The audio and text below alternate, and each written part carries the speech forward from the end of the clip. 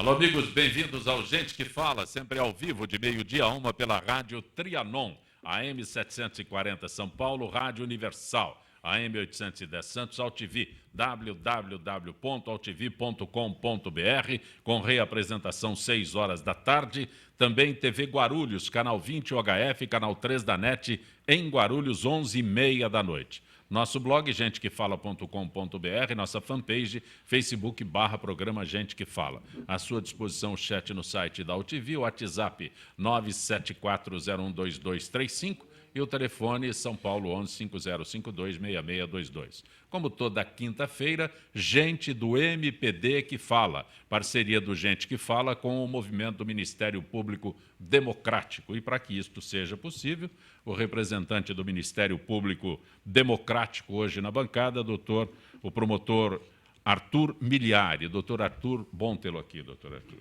Muito obrigado, bom dia a todos. Espero que nós tenhamos um programa muito salutar, com grandes debates aqui com os meus amigos advogados. E a importância do MPD para que a gente possa realizar este programa. Muito obrigado pelo convite. Também conosco o advogado Jorge Eluffi. Prazer tê-lo aqui, doutor Jorge. Obrigado, Zancopé, pelo convite. É uma honra mais uma vez estar presente aqui e na presença, na companhia de tão brilhantes colegas. O que é a Comissão de Controle Social dos Gastos Públicos? O que é? Muito bem. Foi uma criação da gestão passada do presidente da OAB, Marcos da Costa, justamente na esteira daqueles movimentos de junho de 2013, em que a população saiu às ruas para protestar contra a situação, inicialmente para protestar contra o aumento das passagens de ônibus. Mas depois aquele movimento tomou um vulto inesperado e mobilizou milhões de pessoas pelo Brasil que estavam reclamando justamente da postura das autoridades para que combatessem com mais eficácia a corrupção no Brasil. E o presidente Marcos da Costa criou em boa hora a Comissão de Controle Social dos Gastos Públicos e me incumbiu de presidi-la, e ela tem justamente essa função de levar às subseções da OAB no Estado de São Paulo, à sociedade civil, os mecanismos de que dispõe a nossa legislação para combater a corrupção, as leis de transparência, de acesso às informações, os mecanismos de denúncia, de representação junto aos órgãos constituídos para apurar os casos de corrupção. Também conosco o advogado previdenciário, doutor Dávio Zarzana. Doutor Dávio, prazer tê-lo aqui. Muito obrigado mais uma vez pelo convite e estou muito feliz, muito honrado de estar presente diante de tão requintada banca. Também conosco o advogado criminalista doutor Guilherme Nostre. Doutor Guilherme, bom tê-lo aqui de novo. Zancopé, eu que agradeço o convite, agradeço a oportunidade de estar mais uma vez aqui discutindo temas de extrema relevância para o Brasil, na companhia de advogados importantíssimos e do Ministério Público Democrático, com seu trabalho extraordinário no momento que nós vivemos atualmente, que é de combate à corrupção em todas as instâncias, de todas as formas, acabar com realmente esse grave problema que está corroendo o nosso país. Bom, desde ontem, por volta de 19 horas, um pouquinho antes, essa notícia foi divulgada e é o comentário, né, de todos. Parece que a grande maioria se refere ao fato de que o Ministério Público de São Paulo denunciou criminalmente o ex-presidente Luiz Inácio Lula da Silva por lavagem de dinheiro, falsidade ideológica e ocultação de propriedade no caso do triplex no Guarujá. Seus advogados também são acusados, também a ex-primeira-dama Dona Marisa Letícia, o filho Fábio Luiz Lula da Silva, o Lulinha, e mais 13 investigados. No mês passado, uma liminar vetou o depoimento de Lula bom, ele conseguiu, né, o impedimento de comparecer, eu não sei qual é o termo direto, doutor Arthur, mas ele conseguiu... Ele conseguiu uma liminar para não prestar... É que os termos são tão jurídicos. Não prestar declarações, vamos colocar assim, não prestar declarações. Pedro redigiu tudo corretamente, sim, sim. Mas para falar saindo do juridiquês... Saindo do juridiquês fica muito mais fácil. É isso gente... que eu gostaria... Ele se safou de prestar depoimento. Exato. Posso começar? O que acontece? Todo mundo está querendo Exato. esclarecimento Bom, sobre o que acontece depois dessa denúncia. Primeiramente, o Ministério Público, ele não é, como disse, várias acusações, né, que é um órgão parcial, voltado para si mesmo. Não, nós não temos essa função. Nós, ao contrário, nós temos a função de proteger a sociedade, proteger o cidadão, proteger o Estado. Quer dizer, nós vemos aqui que a Ordem dos Advogados aqui em São Paulo também tem essa preocupação. Quer dizer, as instituições em si estão preocupadas com o bem público. Todos nós estamos. E o Ministério Público, vamos voltar um pouquinho antes, para a gente lembrar, antes de 88. Nós não tínhamos um órgão de controle da sociedade forte. Nós fomos bem estruturados a partir de 1988.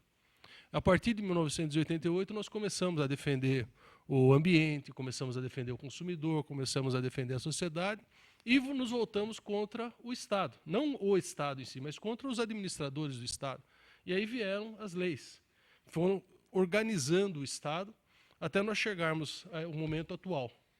Creio que daqui para frente nós teremos aí as eleições agora de outubro já serão um paradigma de mudança. Essa é a minha opinião.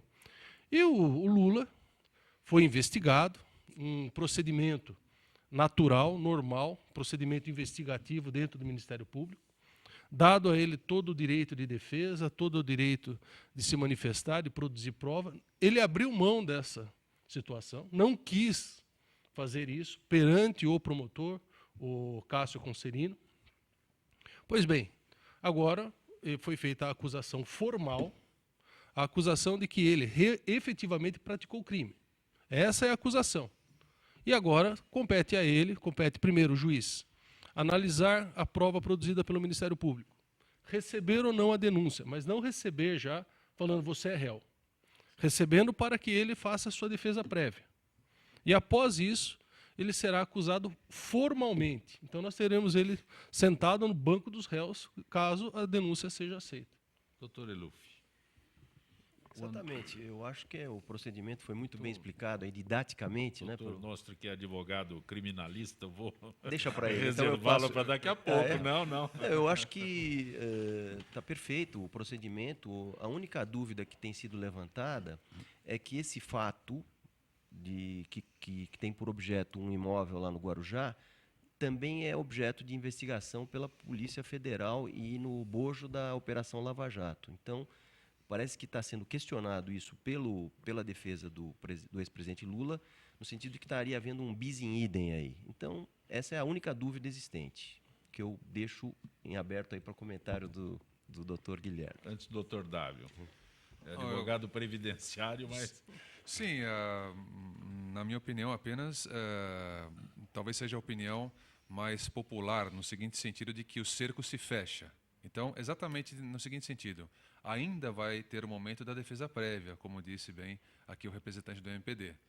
Mas talvez a gente tenha uma impressão de que as coisas cada vez mais vão ficando claras, de um modo que, por exemplo, nós estamos agora em março, em abril nós já teremos um outro quadro completamente diferente sobre o detalhamento das provas e da participação ou não do ex-presidente em tudo que está sendo denunciado.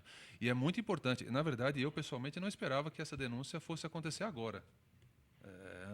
Mas tem prazo para isso? Tem período Não certo? por prazo. Muita gente, eu não sou da área, exatamente. Então a gente não sabia que neste momento fosse acontecer a denúncia. Então por isso que seria interessante o nosso colega criminalista comentar. Mas antes parece que o nosso... Só uma coisa para o Dávio. Essa investigação começou em 2010. Ah, perfeito. Então não é de agora. Então isso aqui é de 2010. Ainda tem muito tempo sendo investigado. Perfeito. Mas, doutor Guilherme Nostro, o senhor é advogado criminalista, aproveitando tua presença aqui, é importante que se possa esclarecer o máximo possível. Então, o doutor Arthur disse que foi denunciado, é o primeiro passo de uma investigação que vem de 2010. Agora, a pergunta para o advogado criminalista é exatamente o que acontece neste passo, né? Porque o questionamento dele não ter se apresentado 2 vezes para depoimento era sobre a legitimidade de onde ele iria prestar o depoimento, se para este ou para aquele não sei se o promotor ou para o juiz, mas ele questionava a legitimidade das varas que o estavam convocando para prestar o depoimento.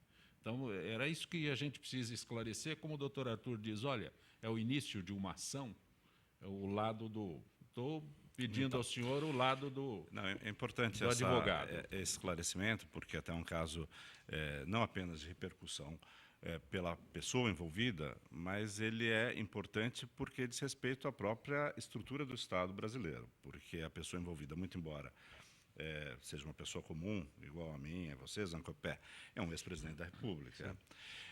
E precisamos, então, entender como é que a justiça, como é que os órgãos do sistema, as instituições democráticas e o Ministério Público como instituição, como se posicionam perante uma pessoa como essa.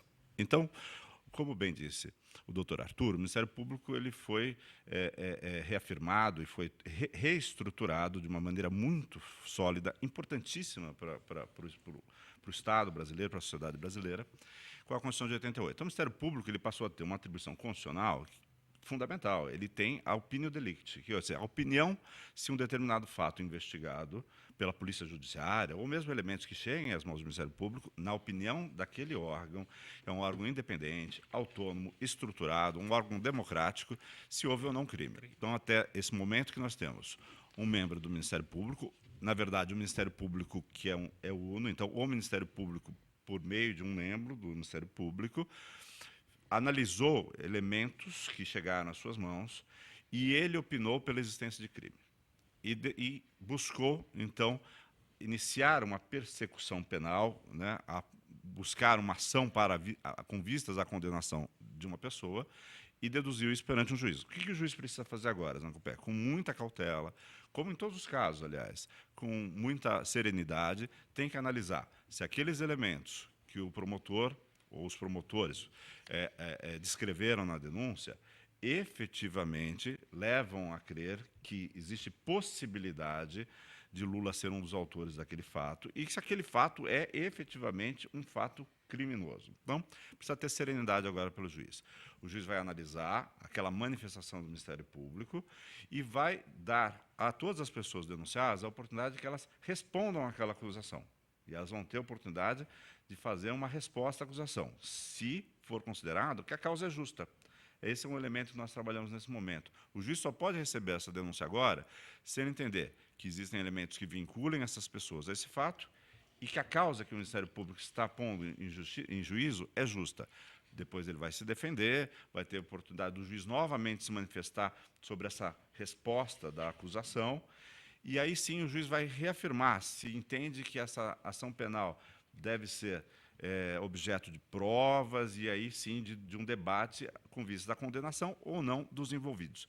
Só para completar, sem me estender muito, o que me deixa bastante preocupado, e aí do ponto de vista institucional mesmo, acho que das instituições brasileiras, a notícia que corre desde ontem, que é possível que uma das pessoas, no caso o ex-presidente Luiz Inácio Lula da Silva, seja nomeado ministro de Estado ou pessoa com foro especial em razão da função, para poder não ser preso, eventualmente, na investigação que ocorre em Curitiba, e também que poderia deslocar até a própria competência para analisar essa ação penal.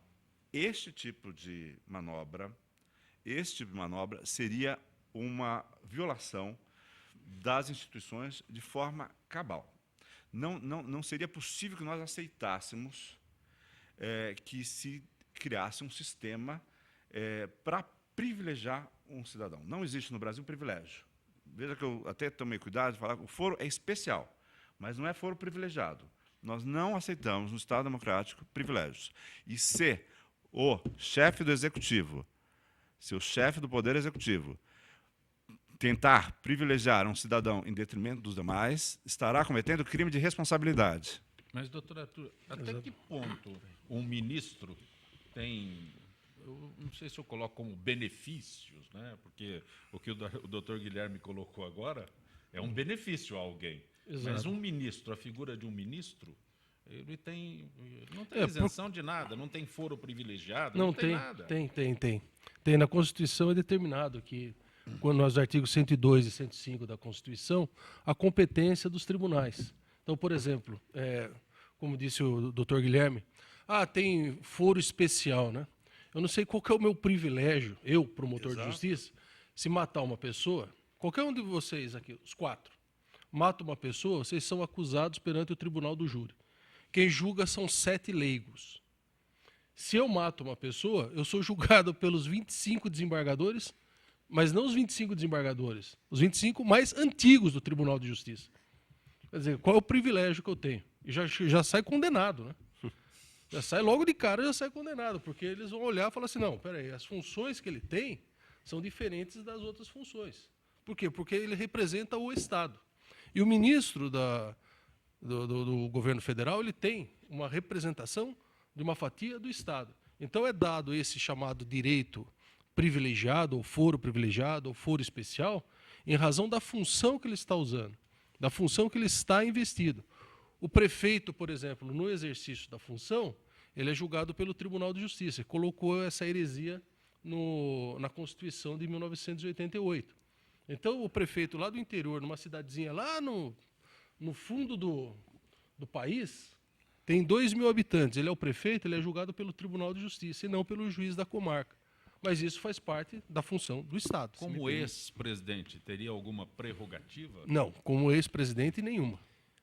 Se me permite, pois não. eu acho que isso aí, inclusive, é muito bem colocado. É a oportunidade que nós temos de pelo esclarecer doutor tudo Guilherme, aqui. que seria eu considero que isso seria uma afronta às instituições. Mas, embora eu entenda que isso aí, para mim, não é uma vantagem, não. Como ficou comprovado no caso do Mensalão, em que houve apenas o julgamento pelo Supremo e todos foram condenados, sem direito a recurso. Porque se você é julgado... Se chega lá, já esgotou. Já esgotou, é a última instância. Quando você é julgado pelo juiz natural, vamos dizer assim, que seria o juiz de primeira instância, você tem direito a recurso para o tribunal, depois para o STJ e depois para o Supremo. Então, você tem muito mais chance de se livrar. Enquanto que você sendo julgado diretamente pela pela cúpula do Poder Judiciário, você tem chance nenhuma, né? Você vai ser, se você for condenado, acabou por ali. E no caso desta condenação que foi anunciada para o Marcelo Odebrecht, condenado a 19 anos e 4 meses de prisão. Esse é o estágio final? Não, esse é o primeiro estágio. Quer dizer, então é o que eu disse o Jorge, né? Então ele tem a primeira condenação. Agora ele vai para o tribunal, que é o Tribunal Regional Federal. Do Tribunal Regional Federal ele pode ir para o STJ e pode ir para o STF. Mas ele já está cumprindo pena. Pena chamada prisão provisória. Sim. A prisão provisória ela é dividida em várias funções, né? A prisão temporária, prisão preventiva, prisão para apelar e a prisão por pronúncia do Tribunal do Júri. Então ele está numa delas, das prisões provisórias, que é a prisão preventiva. Então agora o juiz condenou, então ele falou assim, não, você não tem o direito de recorrer em liberdade, vai continuar preso. Por quê? Ele deu os fundamentos. Então agora vai para o tribunal. O tribunal vai analisar se ele pode ou não responder em liberdade ou ficar preso. Tem outros acusados na mesma situação, outros acusados Exato. nessa operação Lava Jato. Exato. Tem. Estão na mesma situação. Na mesma Não é nem situação. preciso citar os nomes, são vários. Eu costumo dizer que a sentença criminal ela é muito chata. Sim. Ela é muito chata, mas ela é extremamente necessária, principalmente para o promotor, para o juiz criminal. É mais fácil absolver todo mundo. Você tem 30 réus, você absolve os 30 réus. Acabou. Ele fala assim, julgo improcedente a ação, ponto. Sim. Agora, se ele falar assim, julgo procedente a ação e condeno, para cada um dos réus, vamos supor que nós 5 aqui fôssemos acusados. Ele vai ter que fixar a pena de acordo com as condições pessoais de cada um deles. Vai falar, o Davi é primário, tem bons antecedentes criminais, nunca praticou crime, fixo a pena base em X, vejo se é caso de aumentar, se é de diminuir, vou dar a pena X, agora torno definitiva. Pronto, acabou? Não. Agora eu vou fixar o regime de cumprimento de pena. Se ele pode ficar no regime aberto, no regime semiaberto, no regime fechado. Aberto, por favor. Calma que nós vamos analisar as suas condições pessoais. Analisar. Então, a sentença, você vê a sentença do Moro, falou que tem 250 páginas. Eu li a sentença. Você leu a sentença? Li, tá E a muito parte, bem não, a parte tive dispositiva a dela. pachorra, tive a paciência de ler. Eu acho que ele deve ter pelo menos umas 20 páginas de disposição a respeito da fixação da pena. Desculpa, 750 páginas? 250. 250 páginas. Não, mas mesmo assim, Muita coisa. É grande. Um terço desse número que você falou? não, mas... Então, só uma coisa. Como ex-presidente, ele não tem prerrogativa nenhuma. Zero. Se for para prisão, nem direito Igualzinho. à cela especial ele tem. Não Se- tem diploma de curso superior. Não, Ele pera, se calma. vangloria Diploma de curso superior. Não, ele também. se vangloria tanto de nunca ter estudado. Mas isso é outra falácia, né? Sim, Porque a sim. população acha que, não. É bom que você esclareça isso. O cara tem diploma Eu faço de. em tom de ironia, mas... Tem diploma de curso superior. Diploma de curso superior para as prisões provisórias. Para a prisão definitiva, acabou. Esse jeito, Sim. Aí eu, igual você, todos qualquer são um de iguais. nós aqui, Condenados são todos somos iguais. todos iguais, vamos para o mesmo presídio, dividir a mesma cela, Até dividir o porque mesmo presídio espaço. especial no Brasil não existe. Não tem. Não tem. O que a gente assiste nos filmes, no Brasil não existe. Nos Zero. filmes americanos, Zero. Só a prisão temporária, que pela própria determinação na Constituição e na Lei de Execuções Penais tem que ficar Só separado. porque ele se vangloriou tanto de nunca ter estudado Exato. e, de repente... pode Então, ser- se ele for preso provisoriamente, ele já vai para o cadeião normal. Nesse sentido, eu posso fazer uma pergunta para o representante do Vamos MPD? aproveitar. É possível que o Lula seja preso preventivamente, reiterando esse tema, agora nos próximos dias, para ser mais específico, devido a, abre aspas, a ameaça de ser escalado para um ministério e aí ficar com a suposta... Não. Eu não. Nesse sentido, por causa É, disso. exato, Muita gente exato. pergunta isso, inclusive As no, pessoas no perguntam, fórum. não, Vamos no fórum e falam, você é advogado criminal? Eu falei, não, é porque eu queria saber se o Lula vai ser preso para que ele justamente não seja...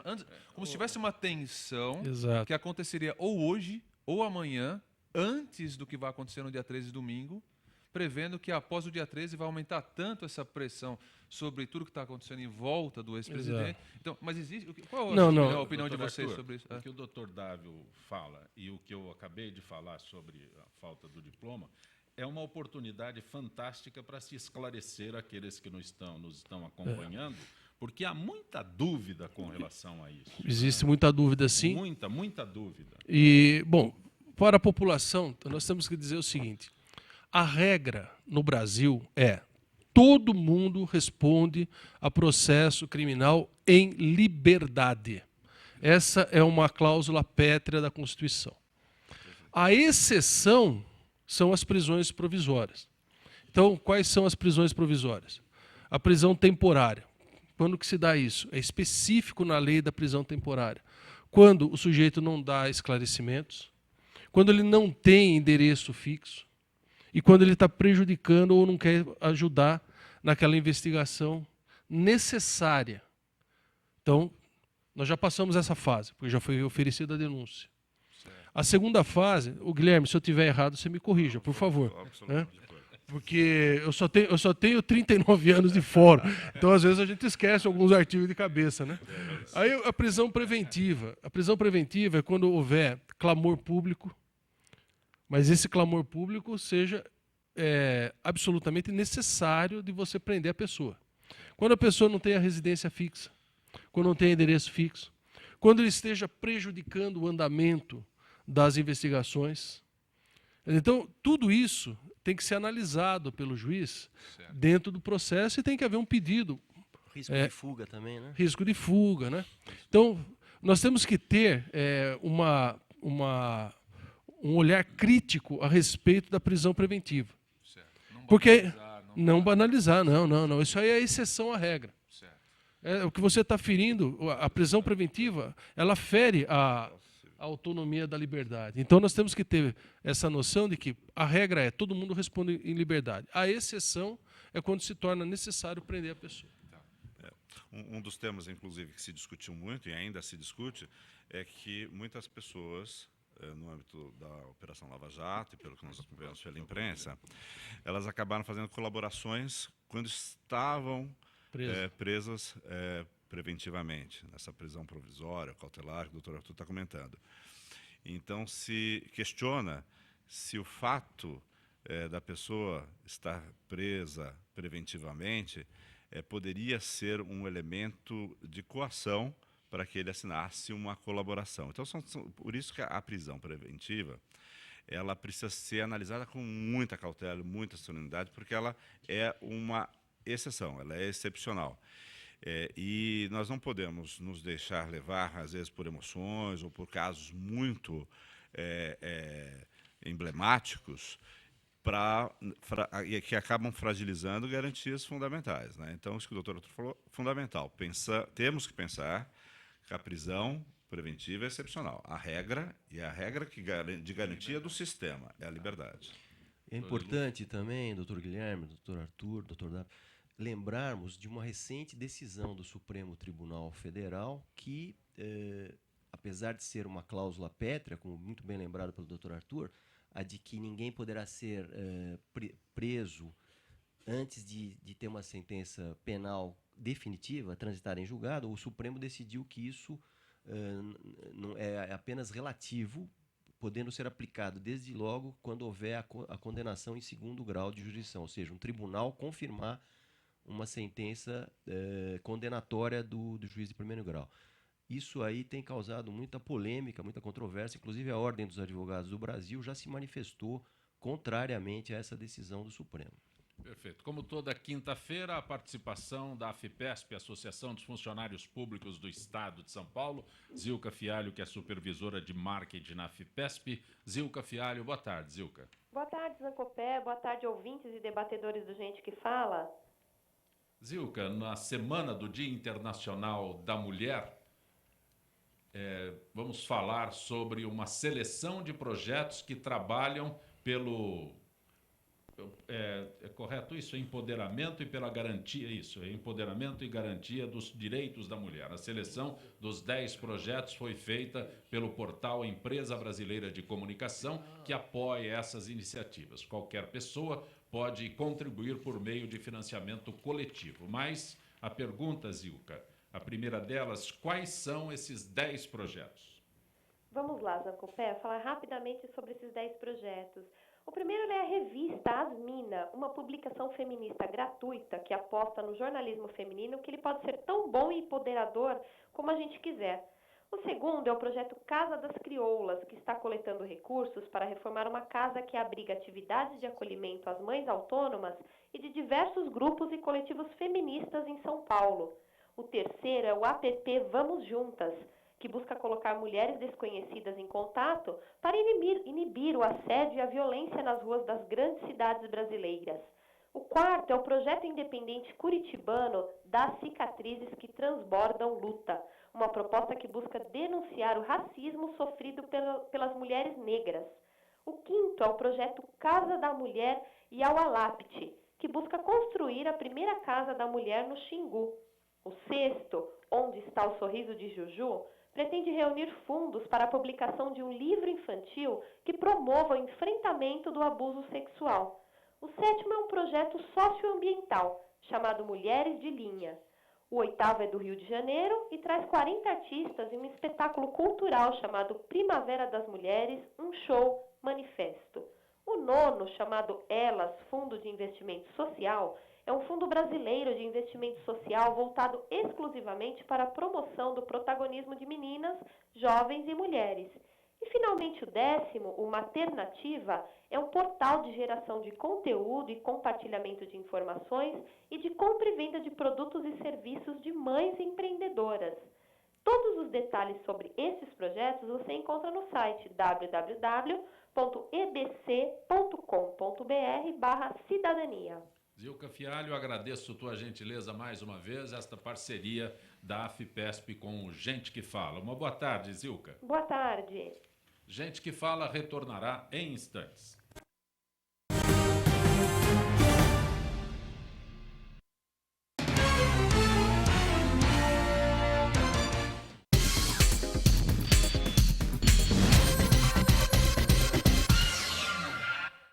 Olá, eu estou aqui para tocar sua consciência. Nossa Saúde ganhou o movimento Mama Amiga pela Vida, uma ação social e voluntária que trabalha pela prevenção do câncer de mama.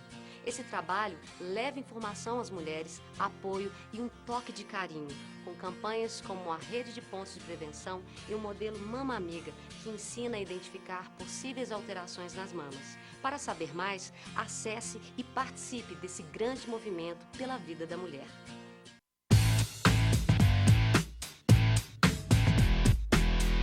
Olá, eu sou César Freitas e convido você para assistir o HQ e Companhia, o programa que traz o mundo da cultura pop para você. Cinema, história em quadrinhos, animação, seriado, tudo isso para você aqui toda sexta-feira às 5 da tarde, na sua TV da internet.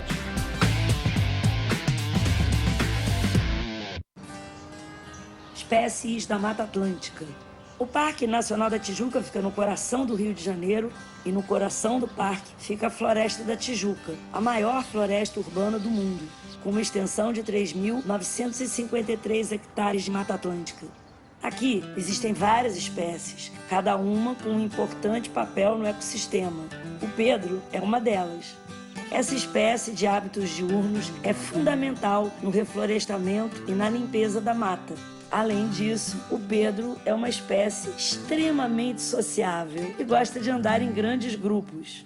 Esse programa foi criado para dar oportunidade aos visitantes a conhecer melhor o parque, participar da manutenção de trilhas do parque e criar uma consciência ambiental nos visitantes que vêm aqui no parque. E passar a questão da sustentabilidade, se preservar para gerações futuras. As atividades principais são a manutenção de trilhas, que consiste basicamente na colocação de placas, a retirada de resíduos das trilhas, orientação aos visitantes, plantação de mudas, de espécies nativas.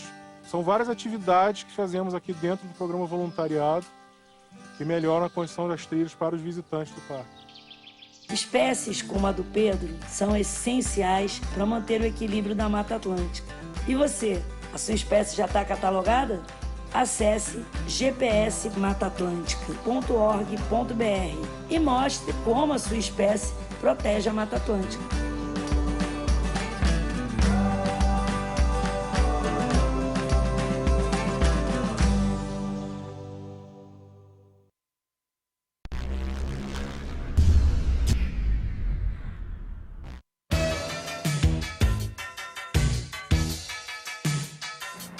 Eu sou o Ronaldo Luiz, jornalista e apresentador do Agropapo aqui na UTV. E quero convidá-lo para você acompanhar o Talk Show do Agronegócio todas as terças e quintas, das 11 às 11h30 da manhã, aqui na TV da internet.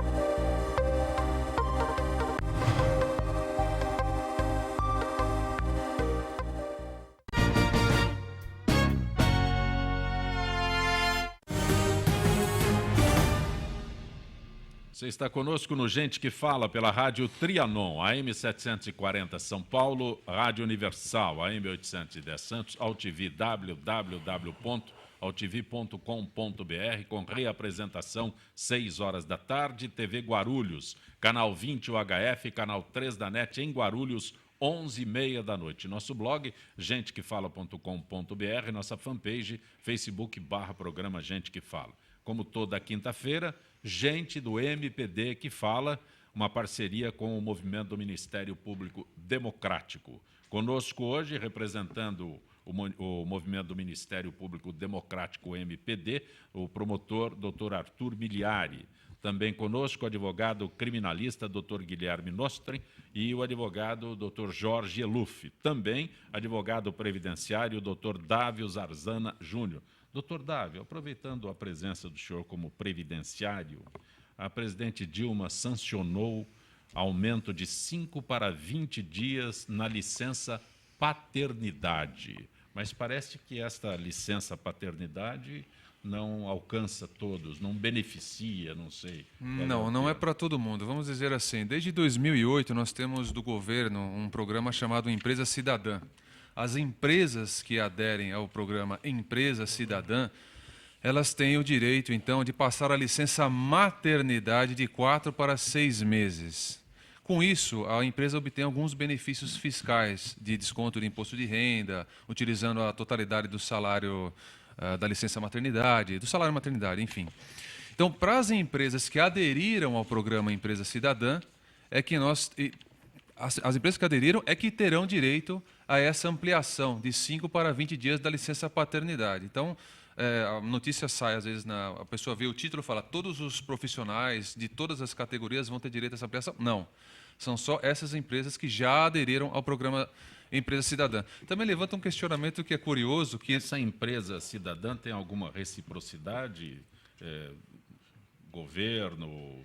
Sim, na verdade, na verdade, seria um gesto social para auxiliar as mulheres a terem um tempo maior com os filhos. Na verdade, seria uma política social com um sentido semelhante, grosso modo falando, a outros programas sociais que o governo implementa. Tá? E dá um benefício fiscal para a empresa também. A curiosidade dessa questão dos 20 dias é justamente o número. Que não tive acesso ainda a essa informação. Por que de 5 para 20? Por que não de 5 para 30? Por que não de 5 para 2 meses? Aí você diz, bom, se o homem estiver afastado 2 meses, isso poderia prejudicar, teoricamente, a força de trabalho no Brasil, porque ele não está contribuindo para o crescimento do país? Existe algum estudo nesse sentido? Gostaria de ver. Teoricamente, sim, poderia haver algum prejuízo, mas eu não sei. E muitas pessoas que trabalham em empresa ficam pensando, é importante apenas a presença aumentada da mãe perto do filho? Porque essa licença paternidade não existia. Não existia, desde a Constituição de 88, você tem no ato das disposições constitucionais transitórias. Anteriormente não, mas aí passou a haver. Então, no ato das disposições constitucionais, no artigo 10º, parágrafo 1º, você tem lá a licença paternidade de 5 dias, a partir desse momento. Até foi uma propositura de um parlamentar que se pronunciou com muita emoção, porque a esposa dele tinha passado por problemas pós-parto. Foi mais emocional do que racional a implantação de uma licença paternidade. Mas ela atende aos anseios de todos os pais, efetivamente, e deveria estar justamente atingindo... Que lá estavam, votaram na emoção. Votaram, não sei se votaram somente... Tenho a emoção certeza. participou, Como jornalista, né? A emoção, sim, participou, mas existe uma justificativa técnica e também social, independentemente da exacerbação das emoções naquele momento. Mas o fato é que é uma coisa muito boa. E também se questiona o momento em que isso está sendo feito. Faz parte de um programa chamado Brasil Carinhoso, do governo atual, né? Essa ampliação desse programa aqui. Qual é o nome do programa? Brasil Carinhoso, né? Que está tratando justamente também desse marco regulatório dos direitos da primeira infância até os 6 anos de idade. Por favor. Eu diria que até 15 dias as ideias de publicidade do governo eram excelentes. Agora não sei se continuarão a ser.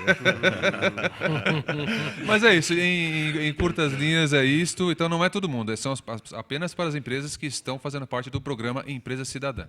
Doutor Arthur Miliari, o senhor é promotor e a discussão de momento é sobre a indicação e nomeação de Wellington César Lima e Silva, que é promotor, procurador-geral adjunto na Bahia e foi indicado como ministro da Justiça. Aí o ministro Gilmar Mendes questiona, não é, a impugnação do Wellington César, teu colega, Wellington César Lima e Silva, para o cargo de ministro da Justiça. Bom, vamos voltar na Constituição de 88.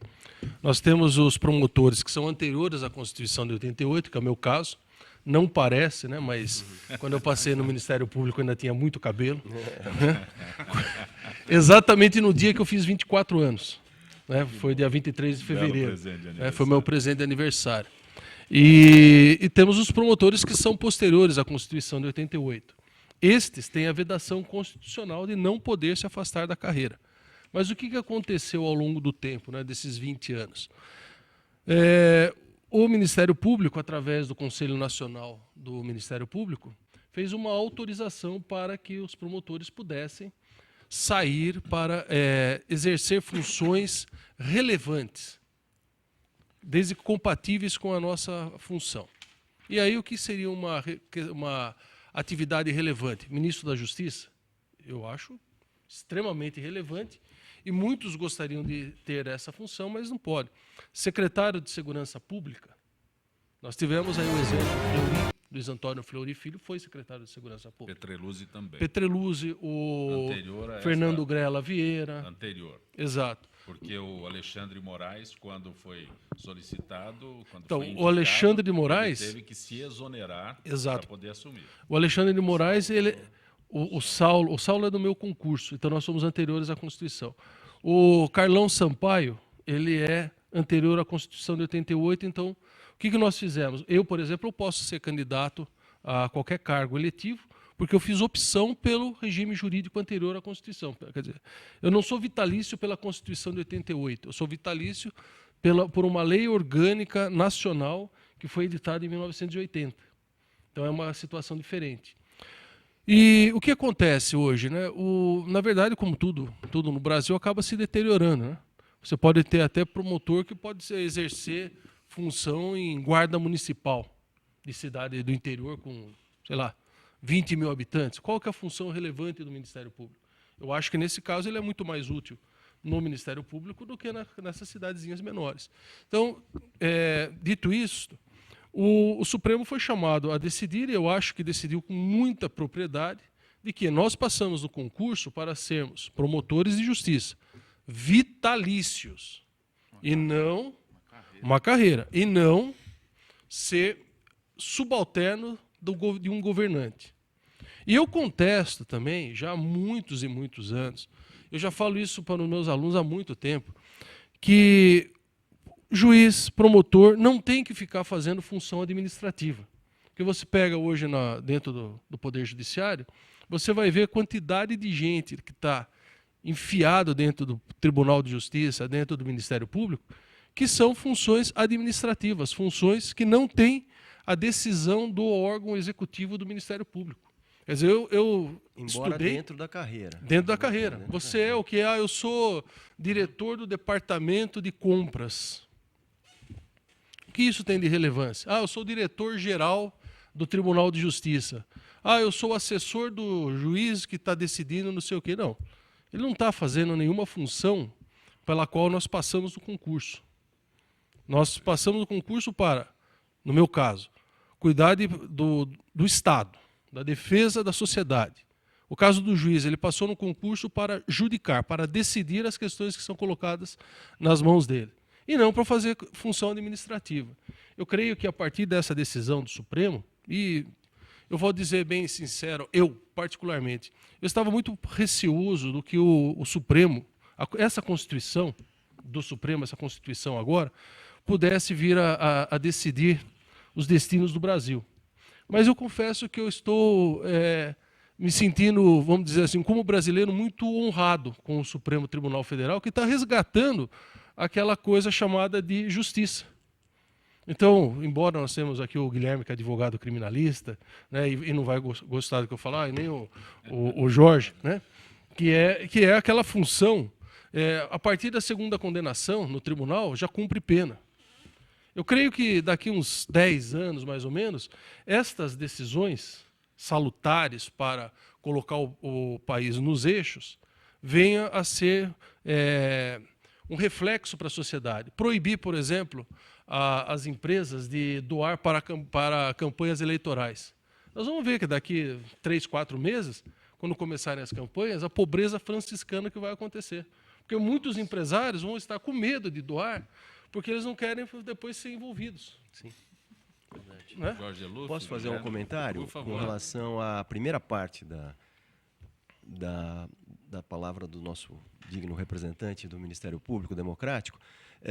Eu acho que essa decisão é exemplar do Supremo Tribunal Federal por 10 votos a 1, aliás, devia ser 11-0, mas porque o ministro que foi vencido, ele tinha dado uma entrevista 2 dias atrás para uma rede de televisão, e ele tinha manifestado uma posição igual à dos seus pares. Ele subitamente mudou, mas tudo bem, foi 10-1.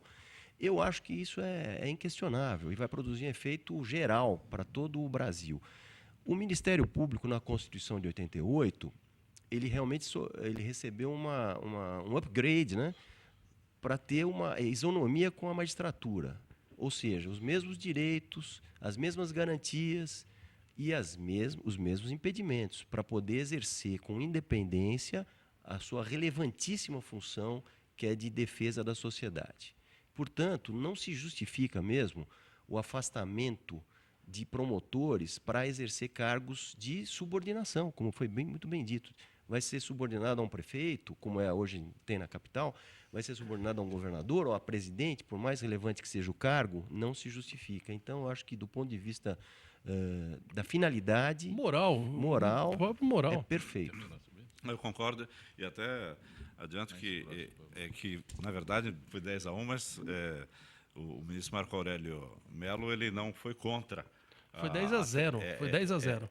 Ele se absteve de votar. Na verdade, ele reconheceu que o meio de impugnação era inadequado. Então, foi uma questão processual. Ele é um legalista, ele é um ministro extremamente legalista, ele apenas afastou pelo meio processual que havia sido suscitado.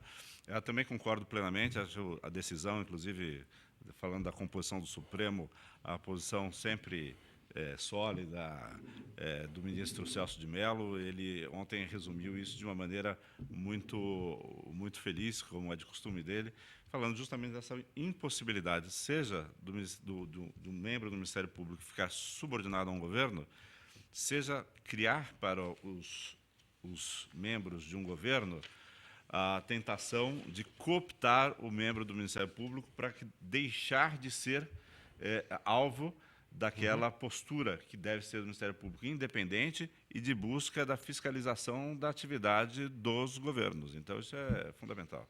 Doutor Guilherme Nostri, o senhor que é advogado criminalista, uma pesquisa revela que a maioria das mulheres que levam a violência sofrida à justiça não exigem a prisão do homem, ou da pessoa do homem, né, que a agrediu ou ameaçou, mas apenas separação, pensão alimentícia, ordem de restrição. 70% dos casos são crimes de ameaça.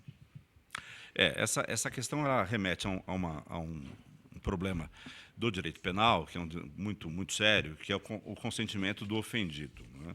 Em determinadas situações, a gente acredita que o crime possa ter um tratamento diferenciado se o ofendido ou consentiu com o fato, ou ele entende que se dá ao ofendido uma representação para que o Ministério Público possa perseguir ou não. No caso da agressão da mulher, é evidente que nenhuma situação nem a outra podem ser consideradas válidas do ponto de vista ético, porque ela está fragilizada, ela é uma pessoa que está vulnerável naquela relação. Então, o que pode acontecer, Zancopé? Pode acontecer que, por ameaças do marido, por pressões familiares, por situações econômicas, ela se vendo totalmente abandonada, se o marido, que seria o provedor da família dela, acabar sendo preso. Situações que acabam fazendo com que ela, mesmo humilhada, mesmo se sentindo com o seu bem jurídico, com o seu valor totalmente agredido, elas acabam por todas essas questões, que são questões que o Estado deveria poder prover, para não abandonar uma pessoa que está numa situação vulnerável, numa situação de fragilidade, que ela não possa atuar disso, seja consentindo com aquela ofensa, seja deixando de buscar junto aos órgãos, deixando de dar as representações necessárias para a persecução criminal.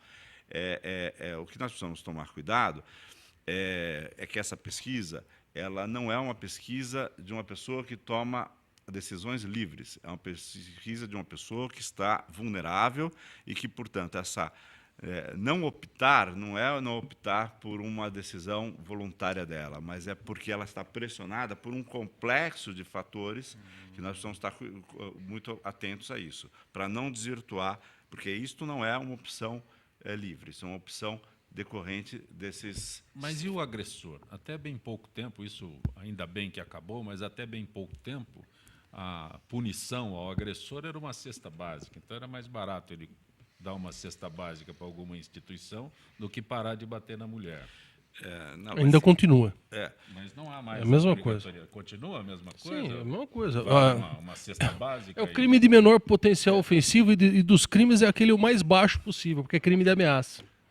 Então você vê, são umas coisas absurdas. Primeiro, vamos colocar um ponto aqui. A Lei Maria da Penha não trata de crime. Os crimes são lesão corporal, que está no Código Penal, ameaça, que está no Código Penal, constrangimento ilegal, que está no Código Penal. Essas medidas que tem na Lei Maria da Penha são medidas socioeducativas, vamos dizer assim, né? São medidas de natureza civis. Então, você não pode ficar próximo a 200 metros da pessoa, impedimentos. O juiz vai dando aquelas limitações. Quando chega na hora de sentar frente a frente a ofendida com o agressor, aí vem a hora da representação que o Guilherme disse. Eu tive N situações de lesões corporais praticadas por maridos que converteram-se depois em homicídios. Eu tive um caso absurdo. Feminicídio, né? Agora tem outro nome. Mas uma coisa mais absurda do mundo, um sujeito chamado Adilson Machado havia processado ele acho que umas 20 vezes por lesões à mulher, morava numa favela lá em Atibaia. Uma noite ele chegou em casa mais uma vez bêbado, como todas as vezes ele chegava, pegou a mulher, amarrou num pedaço de pau, e ela estava grávida de 8 meses. Ele moeu ela com um pedaço de pau, batendo na barriga dela, provocando aborto na moça. Aí foi a única vez que eu consegui processá-lo criminalmente. Porque em todas as outras vezes, nas outras 19 vezes que ele foi para o fórum, chegava, sentava na audiência, o juiz falava para a mulher assim, ele bateu na senhora. Não, ele é boa pessoa, ele dá dinheiro para mim, cuida dos meus filhos, eu que provoquei ele.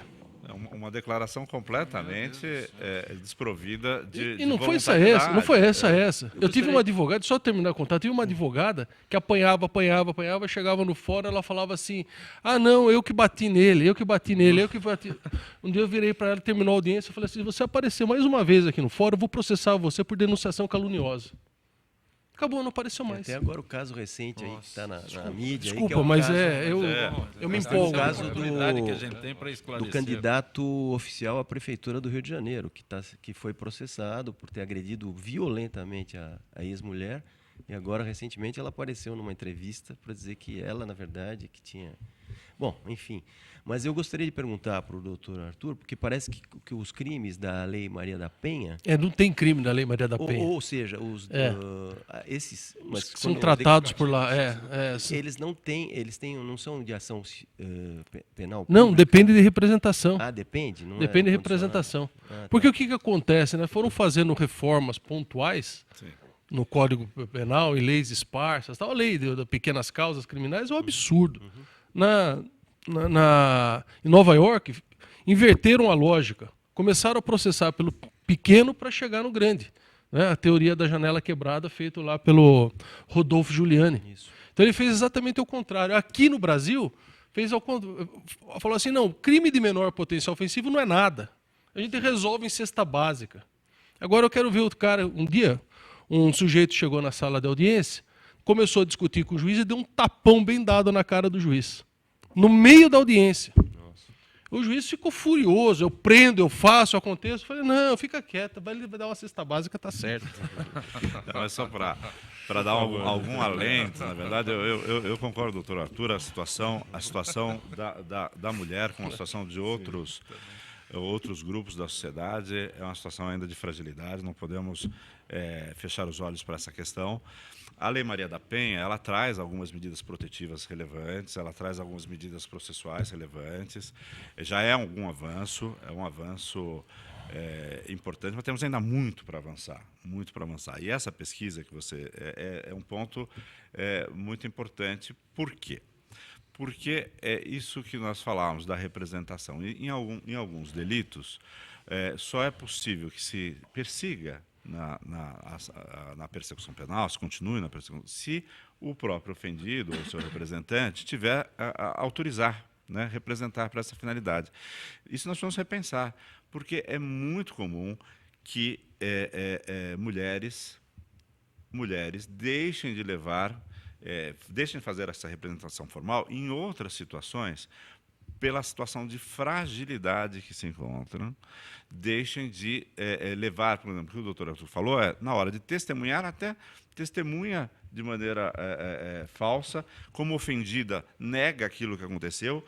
Às vezes acontece como no Rio de Janeiro, em que talvez porque quer favorecer que o ex-marido chegue a um cargo público, desdiga o que disse. São situações que nós precisamos estar atentos, porque isso daí não é uma mudança simples. Isso nós vamos trazer uma mudança de concepção. O Estado precisa dar força para essa mulher, não pode deixar numa situação de abandono econômico, de insegurança. E só assim que nós vamos conseguir progredir. Eu acho que isso é muito importante na semana que estamos, que é uma semana que tem que nos levar a meditar e buscar avanços nessas questões. Doutor Guilherme Nostri, é sempre muito bom tê-lo aqui no nosso Gente que Fala. Espero que possa retornar outras vezes. Eu que agradeço, Zancopé. Foi realmente um momento, uma hora muito agradável, que aprendi muito com os colegas e tive, mais uma vez, a oportunidade de estar com um grande comunicador, que você sabe toda a minha admiração por você, com o Dr. Arthur, representando o Ministério Público Democrático, fundamental na sua atuação, principalmente de defesa da sociedade e, fundamentalmente, de combate à corrupção em todos os níveis, que isso é um assunto que o Ministério Público Democrático tem levado, porque não dá mais na Zancopé. Sim. Doutor Jorge Eluf, o senhor enriquece nosso debate. Mais uma vez, eu me sinto honrado, Zancopé, de estar aqui comparecendo e participando desse programa extremamente informativo, hoje, bastante didático até, na presença dos ilustres colegas, o doutor Guilherme, o doutor Dávio e o nosso ilustre representante do movimento Ministério Público Democrático, doutor Arthur. Aliás, esse Ministério Público Democrático é um parceiro permanente da Ordem dos Advogados do Brasil. Nós temos feito diversos seminários, sempre no sentido de levar à população, à sociedade civil, os mecanismos para combatermos a corrupção, porque eu acho que é importante que a sociedade civil tenha conhecimento desses mecanismos que ela tem à sua disposição para poder exercer a fiscalização, o controle dos atos dos seus governantes. Obrigado. Doutor Dávio Zarzana Júnior, advogado previdenciário, será que a gente vai conseguir esclarecer que a Previdência não é deficitária? Algum dia a gente vai conseguir isso? Bom, primeiramente, grato por ter vindo. Obrigado mais uma vez pelo convite. É muito difícil, mas a gente está tentando. Eu queria fazer um apelo muito rápido. Atenção, pessoal, se alguém estiver me ouvindo do Tribunal Regional do Trabalho, Fórum da Barra Funda, até quando vão acontecer esses acidentes? Vocês sabem do que eu estou falando. Mais uma vez, ontem, lamentavelmente, eu presenciei o que aconteceu ontem, não vou dizer agora por causa do horário. Tá? Então, eu vi acontecendo. Pelo amor de Deus, quando que vão ser tomadas medidas para acabar com isso? Já é a 5ª vez esse ano. Vamos lá, TRT2. E obrigado pela participação. Doutor Arthur Miliari, graças à presença do senhor aqui, é um representante do Ministério Público Democrático, o movimento do Ministério Público Democrático, o MPD, que a gente pode realizar este programa às quintas-feiras. Eu que agradeço o convite mais uma vez, Zancopé, excelente comunicador, uma pessoa com quem eu, cada vez que eu venho aqui, aprendo muito e muito me admira o seu trabalho. Doutor Dávio, muito obrigado pela sua presença e pelos seus esclarecimentos. Eu aprendi que agora nós temos aqui um empoderamento, né, das mulheres, né, uma palavra nova aqui. A empresa cidadã, que não é para todo mundo que vai dar o direito da licença paternidade. Ao doutor Guilherme, né, Nostri, que sem dúvida é um grande amigo e um grande defensor das causas, como diz o Antônio Cláudio Mariz de Oliveira, né? Meu amigo, nós fizemos muito júris com ele, né? Esses inocentes que são acusados, né, injustamente por nós, os promotores, né? E o Jorge Eluf, grande parceiro também, que está aí na comissão que controla, né, os gastos públicos. Realmente nós temos essa obrigação cívica, né? Embora nós estejamos muitas vezes em posições antagônicas dentro do processo, nós não somos inimigos, somos apenas defensores de pontos de vista contrário. E soube também que o Jorge é esposo da minha querida colega, a doutora Luísa Najib Eluf, E se por acaso ela sair candidata a vereadora, já terá o meu voto. Obrigado. Vou comunicar. Pode Gente falar que para fala tem a direção-geral do jornalista Fausto Camunha, diretora de produção Zenilda Salvato, redação Raela Brandão, Pedro Esquiavon, na pauta José Carlos Sicarelli, produção cultural Ricardo Godoy, na rádio Trianon, Benê, Cléo Rodrigues, Neildo Neres, Ricardo Valim, na direção da TV Guarulhos, Fernando Mauro, na direção da UTV, Alberto Luquete, na técnica James Eduardo, Marcelo Fontan, Sérgio Oliveira e Iago Matsumoto. Estaremos de volta amanhã, meio-dia. Gratos, até lá.